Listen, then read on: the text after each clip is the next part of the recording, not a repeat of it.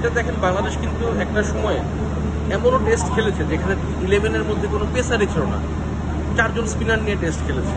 কিংবা জিম্বাবুয়ের সঙ্গে সিলেটের মাঠে প্রথম যে টেস্টটা, সেখানে আপনার একজন মাত্র পেসার ছিল, আবু জায়েদ রাহি, তাও সে মিডিয়াম পেসার, তার সঙ্গে বল হাতে ওপেন করেছে আরিফুল হক, তাই না? তো এই যে টেস্ট খেলতে গিয়ে স্পিনারদের উপর অতি নির্ভরশীলতা, পেসারদেরকে করা, যে পেসারদেরকে একটা প্রান্তে ঠেলে দেওয়া, পেসারদেরকে গুরুত্ব না দেওয়া, এই জিনিসটা কিন্তু বাংলাদেশের দীর্ঘদিন একটা সংস্কৃতি ছিল, যেটা মমিনুল হকের হাত ধরে আসলে চেঞ্জ হয়।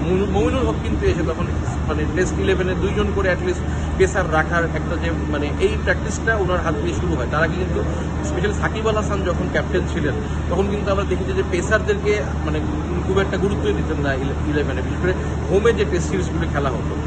এই হাতুরা সিংহে যখন কোচ ছিলেন, তখন আমরা দেখেছি যে পেসারদেরকে 1 ওভার 2 ওভার বল করিয়ে তারপরে কিন্তু পেসারদের হাতে নতুন বলটাই থাকতো না, একদম শুরু থেকে স্পিনাররা আসতো। তো সেই যে প্র্যাকটিসটা, এটাই আসলে একটা দীর্ঘ একটা প্রভাব ফেলেছে, এবং যেই কারণে আমাদের একটা পেস ইউনিট কিন্তু দাঁড়ায় নাই। যে দেখবেন যে পেসারদের খুব সাফল হয়, হ্যাঁ, যে আমাদের যেহেতু পেসারদের মনে করেন যে গত টেস্টে হাসান মাহমুদ এবং নাহিদ রানা খেললো, এখানেই আবার এবাদত এবং নাহিদ রানা, এবং এরপরে আমাদের যে টেস্ট আছে সেটা হয়তো আয়ারল্যান্ডের সঙ্গে নভেম্বরে, ওই টেস্ট আসতে আসতে দেখবেন তখন এই 2 পেসার আবার চেঞ্জ, তখন তাদের হয়তো শরীফুল এবং তাসকিন খেলতেছে। কোনো একটা পেসার কিন্তু টানা অনেকগুলো ম্যাচ খেলার সুযোগ পায় না, এটা যেমন একটা মানে ঘাটতির জায়গা।